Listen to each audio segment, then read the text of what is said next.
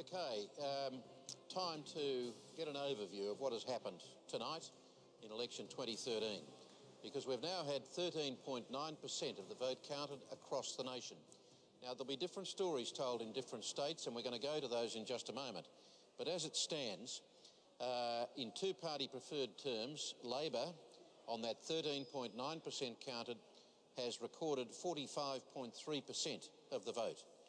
The Liberal National Coalition have recorded 54.7% of the vote, with 14% counted. Now, that represents a swing of 3.3% across the nation. As I say, in some states that swing will be bigger, in some it'll be smaller. We'll cross to Joe O'Brien now, who'll give you a breakdown of how some of those figures are working on the ground. Thanks, Kerry. So all the indications were this was going to be a good night for the Coalition and a shocker for the Labor Party faithful, and that's how it's playing out right now.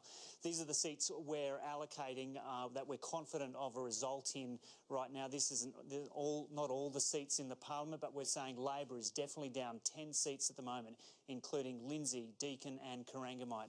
The Coalition picking up 12 at 72, so only 3 or 4 seats to take government. The Greens still uncertain about that result for Adam Bant in Melbourne, and we're saying Andrew Wilkie is over the line in Denison. So let's take a look now at how the primary vote is looking. Labor sitting at 33.5, the Coalition at 44.8, the Greens at 9 and the others at 12.7. How does that compare to the 2010 result? We're going to see a significant fall here for Labor, down 4.4%. The Coalition only up 1.1% at this stage. The Greens at 2.7 and the other parties up pretty substantially at this stage at 6.1. So Clive Palmer might be one to watch out for there in the seat of Fairfax later, as Tanya Plibersek was just saying. So let's take a look now at how things will work on the floor of the House. So at the moment we're saying the Coalition has 72 seats, as I said. Only need three or four more seats to take government. On the other side of the House, it's a pretty sorry story for the Labor Party tonight. 42 seats at the moment, so a long night there for the Labor Party faithful. Let's take a look now at how the prediction is looking for the end of the night. We're saying the ALP will pick up 58 seats. The LNP 90, the Greens none at this stage. Obviously, this isn't a final, but we're predicting this is what could be the result at the end of the night with 2 independents. So a result there not as bad as 96 for the Labor Party, Kerry, but looking that way. Thanks, Joe. And it's worth noting at this point in the night, and we're now up to 15.5% of the vote counted, that the primary vote to Labor at this election so far is running at 33.5%. Now, if the end result is anything like that, that will be Labor's worst primary vote recorded since the 30s. Something for Labor to consider, I would have thought. Now, Anthony, can we take a look at how this national trend breaks down state by state, certainly down the eastern seaboard at least? Well, we'll have a look at the 5 states which are currently reporting figures, if I can remember which graphic to bring up. Here we go, the state swings. In New South Wales at the moment, we're seeing a swing of 3.1% overall. In Victoria, we're seeing a swing of 5.5%. In Queensland, a swing of only 1.5%. So I've got quite a small swing in Queensland, which is not, slightly unexpected at this stage. I haven't delved into it close enough to find out why. But I'll add 2 other states here. South Australia, there's a swing of 4.5%, which is not enough to lose any seats if it continues at that rate. But Tasmania, 8.1%. So what I'll do now is I'll go back to my map and I'll have a look around Tasmania and just have a look at the individual seats that are going on in Tasmania. In Bass, we're seeing a swing of 10.3%, which would defeat Jeff Lyons and elect Paul Nikolic. In Braddon, the swing is 10.9%, which would defeat Sid Sidebottom and elect Brett Whiteley, and that's a pretty consistent swing at this stage. In Lyons, the swing's 14.9%. Wow.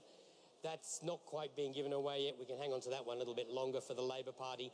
The Labor Party won't be giving that one away yet. Franklin, 6.3% at this stage, and the Labor Party looks like they should be able to hold that one. And in Andrew Wilkie's seat, I'll just have a quick look at the percentage votes there.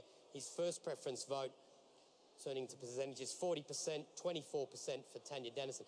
Now, the interesting thing there is the Labor Party's preferences flow to the Liberals. If those figures continue, that might be a seat we come back and look later in the evening, though I very much doubt that most Labor voters would necessarily have followed that ticket. But Wilkie, I think he gets the green preferences. He should get over the line there. But the fact that Labor's fallen to third place there at the moment makes that a bit more interesting. Now, I've got one more thing to look at. If I can go back to my map and look at across Western Sydney at this stage.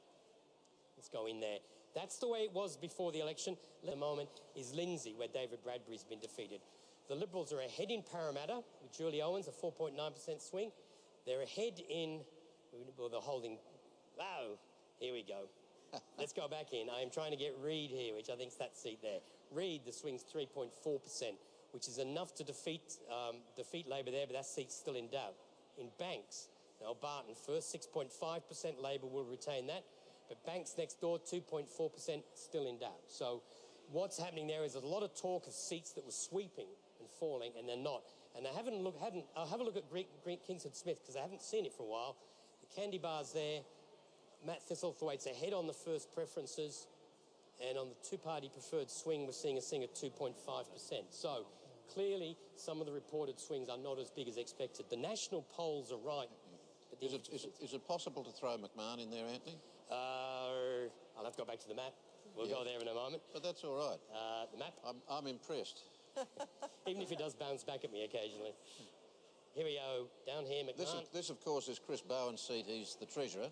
We've got 3.9% swing there. If I look at the percentage votes that are going on, 7702 to 6612. So Chris Bowen's ahead, and if I look at the match swing that's occurring there, 3.9%. And he needs 8%. So only gets half of it. So at this stage, it's not the wipeout in Western Sydney that was being predicted on these figures. One thing I would say, 11% informal in McMahon. Yeah. There's huge numbers of candidates in some of these electorates. No, but also there's high non-English speaking background. A lot of people not filling the thing. This has been happening for a while now. It's an issue, I think, the AEC and political parties to consider how best to get around this. What we know is that the Senate ballot paper confuses voters into only using one number. Yes. And it particularly happens in New South Wales. Increasing support for people who have English as a second language. Yep. That'll be a start. My message from Chris Bowen was that there have been swings towards him in key big booths. So on Anthony's analysis and on my message from Chris, he'll hold his seat. It's a very good thing.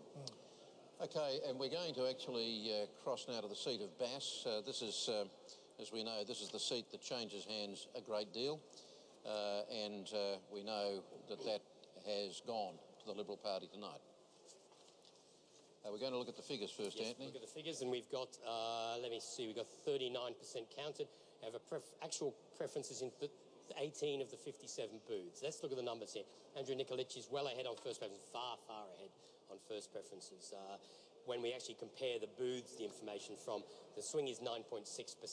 And at this stage, on those numbers, we're calling Andrew Nikolic as the new member for Bass. And we're welcoming Jeff Lyons now coming to us from the seat of Bass. Welcome, Jeff. Hi, how are you? I'm very well. You are our first correspondent from the state of Tasmania tonight, where there seems to be an extraordinary swing against the ALP, around about 8% statewide. Anthony Green's just told us that the swing in your seat is around about 10%. Now, you've got a 6.7% margin. Ordinarily, you should be safe as houses. What's happening down there? I'm not sure. All I know is I've worked as hard as I can, and if I guess the swing's on, the swing's on. And why is it on in Tasmania more than it is elsewhere in Australia, in your view? I haven't seen the actual figures yet. I'm not sure of the total amount of votes that have been counted, but it certainly appears there is a swing on, which hasn't been revealed to us when we've been knocking on doors, etc. Well, I think we were looking at about 37% of the vote counted in your seat, so it's significant numbers, Mr. Lyons. You haven't been aware of any sort of hostility on the ground that would give you a warning of a swing this considerable? No, not really. It's been really interesting on the doors. Most people seem to still want to chat, and I haven't had many doors slammed in my face, so that's been really interesting. And we've always thought that it wasn't like the